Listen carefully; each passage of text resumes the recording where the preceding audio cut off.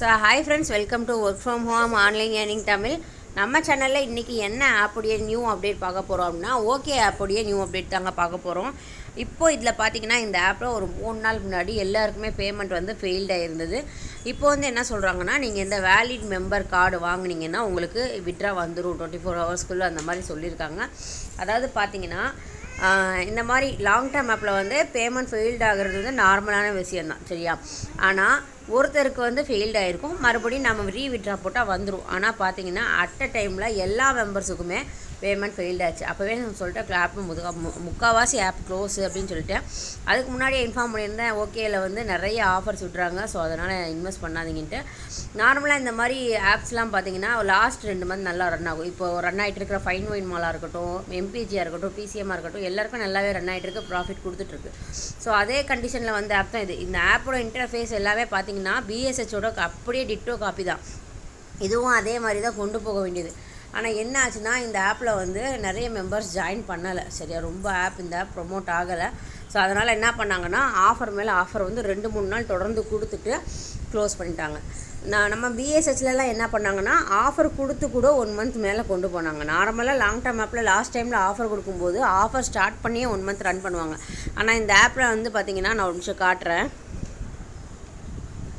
அதிகமாக ப்ரொமோட் ஆகலை, அதுதான் உண்மை, சரி? அந்த ஆப்பில் பார்த்தீங்கன்னா 915 மெம்பர்ஸ் தான் இருக்காங்க.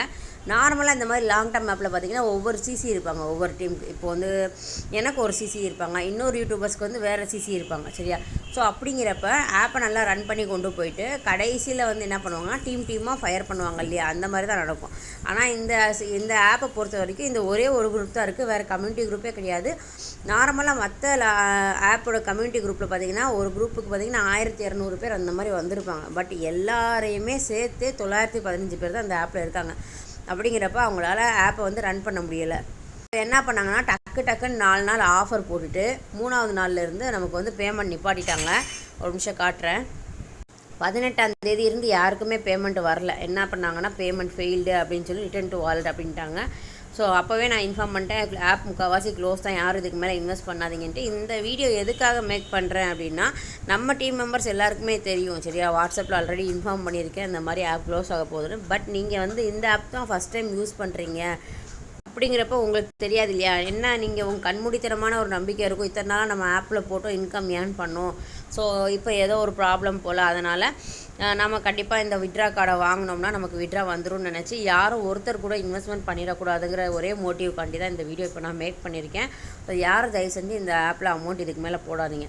அப்புறம் இந்த ஆப்புடைய அடுத்த கட்டம் என்னவாக இருக்கும் அப்படின்னா, இந்த மேனேஜரை வந்து சொல்லுவாள் என்னென்னா, இந்த மாதிரி இந்த ஆப்பில் ஏமாற்றிட்டாங்க, என்னையும் சேர்த்து ஏமாற்றிட்டாங்க, ஸோ அதனால் நான் செகண்ட் ஆப் இது பண்ணியிருக்கேன், அதனால் அதில் நீங்கள் ஜாயின் பண்ணிங்கன்னா இந்த ஆப் 4 மாதம் ரன் ஆச்சு இல்லையா? அதே மாதிரி அந்த ஆப்பு 4 மாதம் ரன் ஆகும், இதில் விட்ட காசை நீங்கள் அதில் எடுத்துடலாம் அப்படின்பாங்க.